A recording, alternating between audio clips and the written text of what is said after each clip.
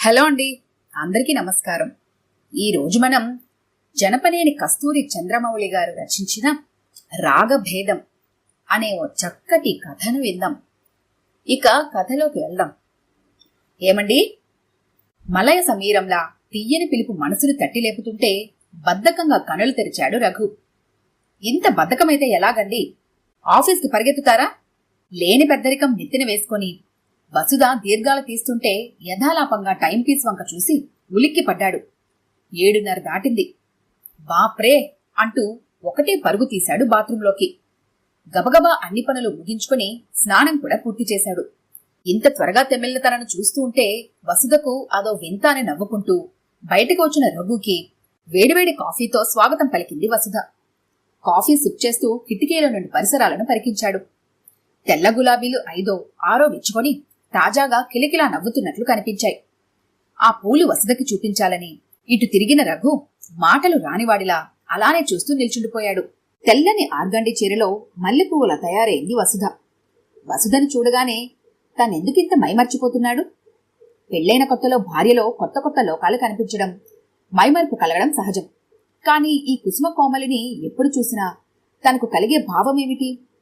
బుట్టెడి మల్లెపూలు పక్కున నవ్వినట్లు, విరిసిన పారిజాతాలు జలజల మీద రాలినట్లు, వెన్నెల లోకాల్లో విహరిస్తున్నట్లుండే తన భావన నిత్యనూతనంగా ఉంటున్నదే. పోనీ తనంటే ఇష్టపడి కోరి చేసుకున్నాడు. మరి అమ్మ? కోడల్ని చూసుకుని ఒకటే మురిసిపోతుంది. తన చెల్లెలు కూడా అన్నయ్య కంటే వదిలే మంచిదని వదిన దగ్గరే గారాలు పోతూ ఉంటుందే. ఇంత మంచి హృదయం ఉన్న తన శ్రీమతిని తనకందించిన ఆ కనిపించిన దేవునికి నిత్యం కృతజ్ఞతలర్పిస్తూ ఉంటాడు రఘు. కాఫీ కూడా తాగకుండా తననే చూస్తున్న భర్తను చూసేసరికి వసుధ బుగ్గలు సిగ్గుతో ఎర్రబడ్డాయి. సరే, ఈ రోజు అయ్యగారు ఆఫీస్కని వెళ్ళినట్టే. త్వరగా కానివ్వండి ప్లీజ్ అంటూ హడావిడి చేసింది. 9:30 అయ్యేసరికి ఇద్దరూ తయారయ్యారు. మా వారు మంచివారట. ఈ రోజు నన్ను ఆఫీస్ దాకా స్కూటర్ మీద వదులుతారట బ్రతిమాలింది వసుధ. మా ఆవిడ 7 మల్లెపూల ఎత్తుట, అందుకని నేను ఆఫీస్ దాకా ఎత్తుకుని వెళ్తానట. అటలి పూర్తవ్వకుండానే చిచి అనుకుంటూ బస్టాండ్ వైపు అడుగులు వేసింది. ఏ వసు, ఆగు, హాస్యమాడితే అంత కోపమా? నవ్వుకుంటూ వచ్చి వసుధను స్కూటర్ మీద ఎక్కమన్నాడు. నాకేమనిపిస్తుందో చెప్పమంటారా? దారిలో అంది వసుధ. నాకు తెలుసులే, త్వరలో నాకొక పాపనివ్వాలనే కదూ. అబ్బబ్బా, నోరు తెరిస్తే అన్నీ అవే మాటలు అంటూ ముద్దు ముద్దుగా విసుక్కుంది. అది కాదండి, ఇది వరకు నా చిన్నప్పుడు రిక్షాల మీద వెళ్లేవాళ్ళని చూసి రిక్షా మీద వెళ్తే బావుండునని అనుకునేదాన్ని. పెద్దదాన్నయ్యాక అమ్మ రిక్షా మీద పంపేది స్కూల్కు. అప్పుడు స్కూటర్ మీద వెళ్తే బావుండేది అనుకునేదాన్ని. ఆ కోరిక తీరేసరికి ఇప్పుడు కారు మీద వెళ్తే బావుండనిపిస్తోంది.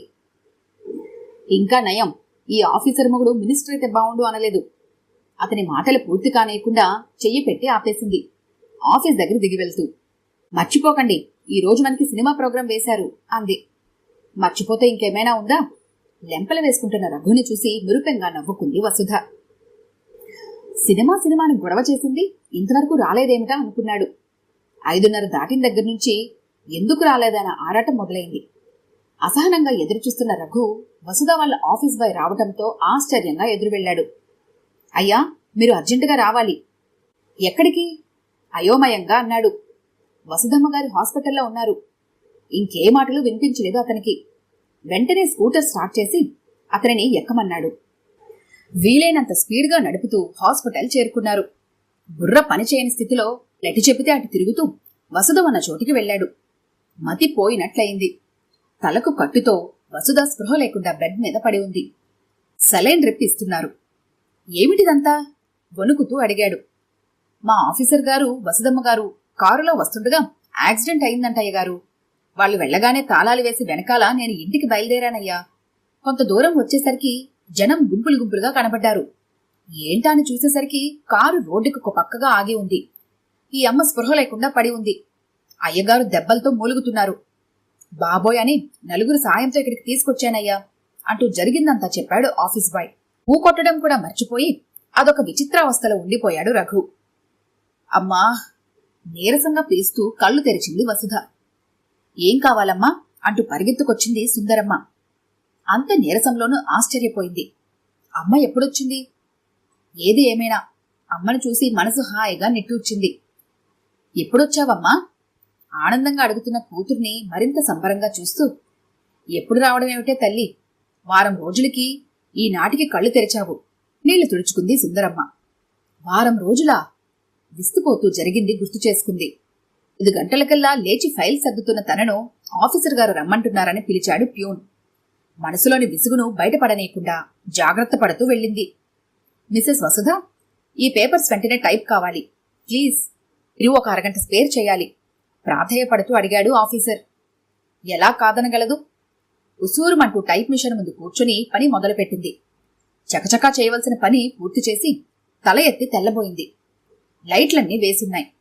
చటుక్కున వాచి చూసుకుంది. 7 అయింది. ఓ, ఆయనెంత కంగారు పడుతున్నారో ఏమిటో అనుకుంటూ త్వరగా ఆఫీసర్కి కాగితాలు ఇచ్చి వద్దామని వెళ్ళింది. Thank you very much. బై చాలా చీకటి పడింది, నా కారులో డ్రాప్ చేస్తానుండండి అన్నాడు ఆఫీసర్.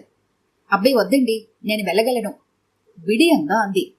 పర్వాలేదు, ఎలాగూ నేను వెళ్లేది కూడా అటే కదా.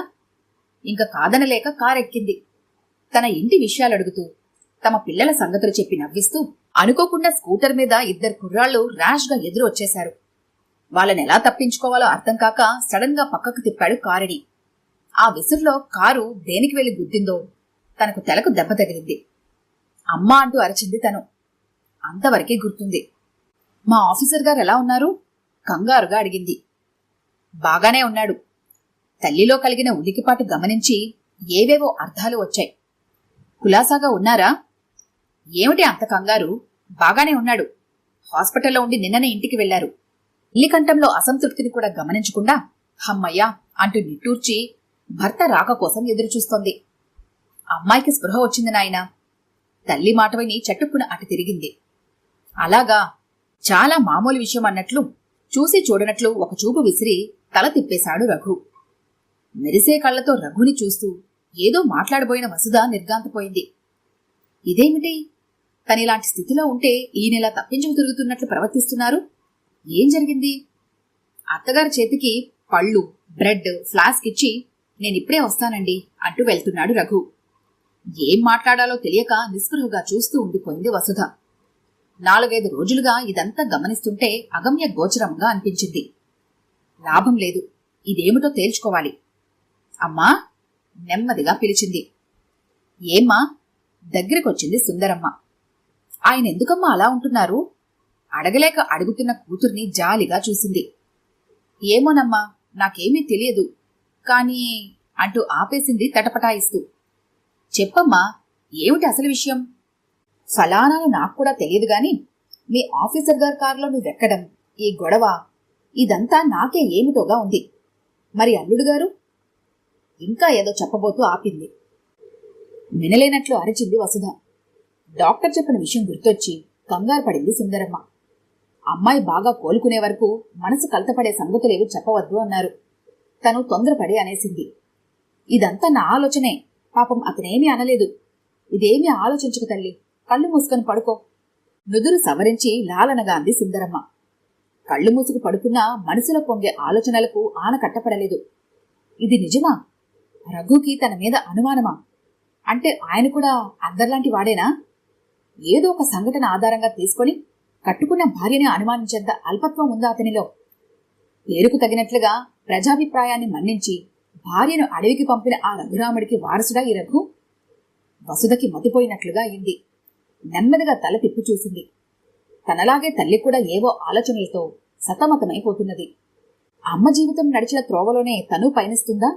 విషాదంగా గతంలోకి చూస్తూ ఉండిపోయింది వసుధ. వాళ్లు అడగకపోయినా చెయ్యాల్సిన విధి మనది అనుకుంటూ అనుకున్న దానికంటే ఘనంగా పెళ్లి జరిపించారు నారాయణ గారు. అడగకుండానే అల్లుడికి ఇవ్వాలనుకున్నవన్నీ ఇచ్చారు. ఏ గొడవలు లేకుండా సుందరి అత్తవారింటికి బయలుదేరింది.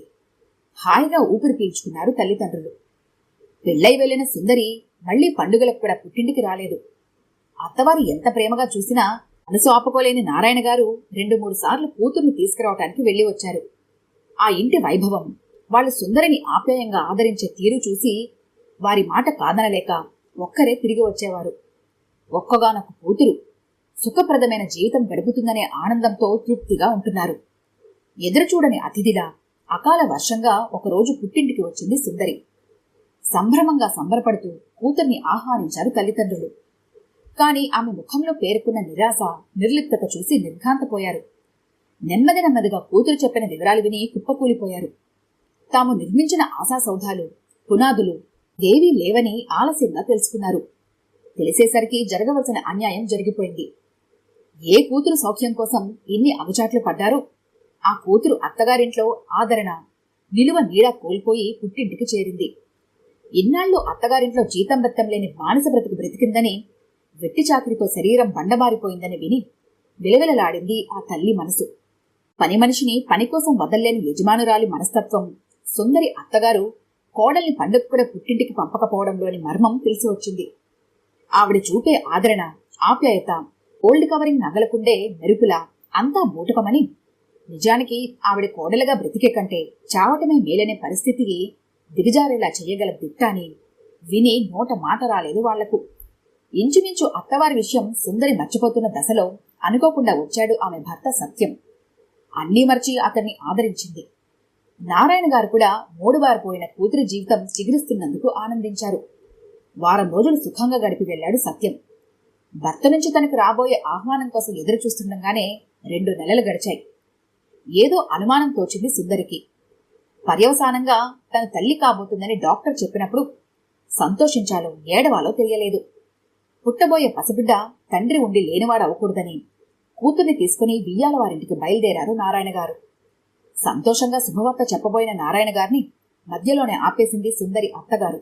మనవడి పుట్టబోతున్నా మీ మనసు మారటం లేదా అని అడిగిన దానికి, మనసు మారటమేమిటి, మనుషులే మారిపోతుంటే అని దీర్ఘాలు తీస్తూ జవాబిచ్చింది. ఆవిడ ఉద్దేశం అర్థం కాక తెల్లబోయారు తండ్రి కూతుళ్ళు. ఆ బిడ్డకు తండ్రి మా అబ్బాయి కాదంటూ వాళ్ల నెత్తిమీద రాళ్ల వర్షం కురిపించింది. తెచ్చిపెట్టుకున్న సహనం భరించకపోగా గొడవ పట్టానికి సిద్ధపడ్డారు నారాయణ గారు. ఓయబ్బో పౌరుషం అంటూ మూతి 30 వంకర్లు తిప్పి అంది. మీ అమ్మాయి మా ఇల్లు వదిలి ఎన్నాళ్ళయింది అని. అప్పటికి ఆవిడ తీసే లా పాయింట్లు అర్థమైంది. మొన్న సంక్రాంతికి మీ అబ్బాయి వచ్చి వారం ఉండి వెళ్లాడని నచ్చజెప్పబోయారు. మీ అమ్మాయి నెల తప్పింది కాబట్టి మా అబ్బాయి పండక్కి వచ్చాడంటారా? ఇంకా నయం, రోజు రాత్రిపూట మీ ఊరొచ్చి పగలు ఇక్కడ చేరుకుంటున్నాడనలేదు. మీ అమ్మాయి మీ ఇల్లు చేరాక మీ ఊరు రావటం కాదు కదా, మీ అమ్మాయి పేరు కూడా తలవలేదు. ఇంత జరిగాక మీకు మాకు సంబంధం లేదు. ఆ బిడ్డకి బాబెవడో గాని వాడి కాళ్ల మీద పడి ఏడవండి అని భీకరంగా అరుస్తూ దబీమన్ తలుపులు మూసింది. అయోమయావస్థలో ఇంటికి తిరిగి వచ్చారు. ఇంటికి వెళ్లి వాళ్ళందరికీ బుద్ధి వచ్చేలా చేస్తానంటూ ఆవేశపడే తండ్రిని శాంతింపచేసింది సుందరి. నా బ్రతుకు నన్ను బ్రతకనివ్వండి, నేను వద్దనుకునే వాళ్ళ పంచన బ్రతకలేను అంది. ఆ తరువాత పుట్టిన కూతురికి వసుధ అని పేరు పెట్టి చేతనేనంత ముద్దుగా పెంచింది. విద్యాబుద్ధులు చెప్పించి ప్రయోజకురాలను చేసింది. మనసున్న రఘు వసుధని ఏరి కోరి చేసుకున్నాడు. నెల రోజులుగా రఘు మౌనం వైఖరి చూసి తనలో తనే కుమిలిపోతోంది వసుధ. తల్లి కూడా ఏదో మాదిరి నిర్లిప్తతో ఉంటున్నది. విషయం తెలియకుండా ఈ చిత్రహింస ఏమిటి? ఈ రోజు అసలు సంగతి ఏమిటో తేల్చుకోవాల్సిందే అనుకుంది నిద్రలేస్తూనే వసుధ. ఆయనేరమ్మా యథాలాపంగా అడిగినట్టు అడిగింది. మీకు బాగా తెలిసిన స్నేహితుడట, అతని రైలెక్కించి వస్తానని వెళ్లారు. వసుధ ఆరాటం తెలియని సుందరమ్మ జవాబిచ్చి మళ్ళీ బియ్యం ఏరటంలో నిమగ్నురాలయ్యింది. రఘు కోసం ఎదురు చూస్తుండగానే సాయంత్రం అయ్యింది. త్వరగా తయారు వసు, గుడికి వెళ్లాలిట. తల్లి హడావుడి పెట్టేసింది. తలారా స్నానం చేసి వచ్చేసరికి కొత్త బట్టలు చేతికి అందించింది. తయారై వచ్చిన వసుధని చూసి కళ్ళు మరల్చుకోలేకపోయింది సుందరమ్మ. ఆలనొరగలాంటి తెల్లని వెంకటగిరి జరీ చీరలో తలలో జాజిపూలతో దేవకన్యలా మెరిసిపోతుంది. చచ, తల్లి దిష్టి అన్నిటికంటే గొప్ప దిష్టి అంటారు. నా తెలివి మండిపోను అని తనకు తనే తట్టుకుంది. ముగ్గురు కలిసి గుడికి వెళ్లారు. పొరపాటును కూడా చూపులో చూపు కలపలేదు రఘు. విరక్తిగా నవ్వుకుంది వసుధ. అమ్మ తృప్తి కోసం భోజనం అయిందనిపించి తన గదిలోకి రాబోయిన వసుధ తుల్లిపడి ఆగిపోయింది. టేబుల్ దగ్గర ఏదో చదువుతూ కూర్చుని ఉన్నాడు. ఇన్నాళ్ల అతని ప్రవర్తన తనలో ఏదో జంకుని కలిగించటంతో నిశ్శబ్దంగా వెళ్లి మంచం మీద కూర్చుంది. తెలోనే ఈ రోజు ఏదో ఒకటి తేల్చేయాల్సిందే అనుకుంటూ నెమ్మదిగా అడుగులో అడుగు వేస్తూ భర్తని సమీపించి భుజం మీద చెయ్యి వేస్తూ, ఏమండి, ఎందుకిలా ఉంటున్నారు? నేనేం తప్పు చేశాను? మీ మనసులో మాట చెప్పకుండా నన్నెందుకిలా హింసిస్తున్నారు? నన్ను నమ్మండి. మాట పూర్తి కాకుండానే రఘు చటుక్కున వెనక్కి తిరిగి వసుధను చేతులతో చుట్టేస్తూ గుండెల్లో దుఃఖం దాచుకున్నాడు. తెల్లబోయింది వసుధ. ఎగిరిపడుతున్న అతని భుజాలు అతను పడుతున్న వేదన్ని తెలుపుతున్నాయి. అతని ఆవేశం తగ్గే వరకు బొమ్మలా నిల్చుండిపోయింది. నా వసు తలెత్తి నవ్వుతూ పిలిచాడు. కాని వెలిసిన ఉదయంలా నిర్మలంగా ఉంది అతని వదనం. తడిగా ఉన్న అతని కనులు ప్రేమోద్వేగంతో మురిసిపోతున్నాయి. ఇది కలేమో, కరిగిపోతుందేమో అన్నంతగా వసుధను దగ్గరకు చేర్చుకొని, అన్యాయం చేస్తావేమోనని ఎంత భయపడ్డానో తెలుసా? నీకు ప్రాణభయం లేదని చెప్పేదాకా నా ప్రాణం కూడా అటు ఇటు ఊగిసలాడింది. ఇంక భయం లేదని చెప్పాక హమ్మయ్య అనుకున్నాను. నీకు మానసికంగా గాని శారీరకంగా గాని ఉద్రేకం కలగకూడదని చెప్పారు. నీతో మాట్లాడితే ఇలా ఎక్కడ బాధపడి నిన్ను బాధపడతానని నీ వైపు కూడా చూడకుండా జాగ్రత్త పడ్డాను. నిన్న డాక్టర్ నీవు అన్ని విధాల ఆరోగ్యవంతరాలయ్యావని చెప్పింది. పునర్జన్మ మళ్లీ ప్రారంభమవుతుంది కదా. ఇక ముందు ఇలాంటి ప్రమాదాలేవీ రాకుండా సుఖప్రదమై జీవితాన్ని ప్రసాదించమని ఆ దేవుణ్ణి కోరటానికి ఈ రోజు నిన్ను గుడికి తీసుకెళ్లాను. వసుదా, ఇప్పుడెలా ఉన్నావో తెలుసా? నీ ముగ్ధ సుందర మనోహర రూపం నాకు పునర్జన్మ ప్రసాదించటానికి వచ్చిన దేవతలా అనిపిస్తున్నది. నా వసు, నా దేవత. ఆర్తిగా అంటూ తన నల్లుకుపోతున్న రఘు ప్రేమవాహినిలో కొట్టుకుపోతున్న వసుధ దోత్రేకాలను ఆపుకోలేకపోయింది. ఇంతటి ప్రేమమూర్తిని తను ఎంత అసహ్యంగా ఆలోచించింది. అతని ఆరాధనని తను అనుమానంగా అనుకుని చిత్రహింస అనుభవించింది. రఘుని మామూలు మగాడిగా భావించి తన అజ్ఞానం బయట పెట్టుకుంది. ఇంకా నయం, తెలివి తక్కువగా ఇంకా మాట్లాడి అతని బాధ పెట్టలేదు. ఈ జీవితానికి రఘు అనే ఆలంబన చాలు. ఆనందాశ్రవులు జలజలా రాలుతుండగా మనసా వాచా అతన్ని ఆరాధిస్తూ మనశ్శరీరాలు అతనికి అర్పణం చేసింది వసుధ. ఆ దృశ్యాన్ని చూస్తున్న సుందరమ్మ తన చెంపలపైన జారుతున్న ఆనంద బాష్పాలను తుడుచుకుంటూ తన గదిలోకి వెళ్ళిపోయింది. ఈ కథ కనుక మీకు నచ్చినట్లయితే లైక్ చేయండి, షేర్ చేయండి. మరిన్ని ఇంట్రెస్టింగ్ కథల కోసం మా ఛానల్ని తప్పకుండా సబ్స్క్రైబ్ చేసుకోండి.